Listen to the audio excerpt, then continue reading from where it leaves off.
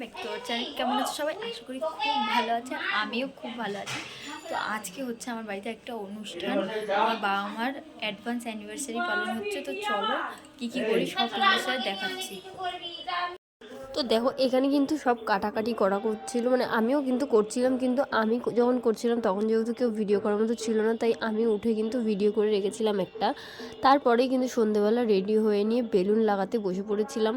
আর তো আমি আর বৌদি বেলুনগুলো এখন ভালো করে লাগিয়ে নেব পুরো ঘর জুড়ে। 2 প্যাকেটই বেলুন এনেছিলাম, বেশি আনা হয়নি।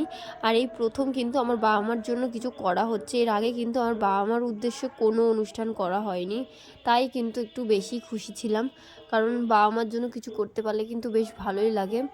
তো তারপর চলো তোমাদের আমি দেখিয়ে দিই রুমটা কেমন হলো সাজানো। তো রুমটা কিন্তু আমরা ঠিক এইভাবে সাজিয়েছি বেলুন দিয়ে, খুব একটা বেশি ডেকোরেশন করতে পারিনি। আর এই রুমটা দেখো,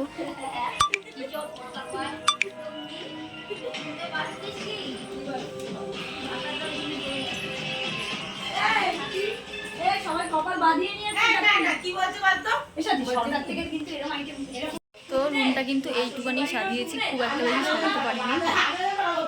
আর এরপরে আমার বাবা মার কিন্তু এই প্রথম বছর অ্যানিভার্সারি হচ্ছে এত বড় করে। আর এরপরে কী কী করি সব তোমার সাথে শেয়ার করবো, দেখতে পাবো।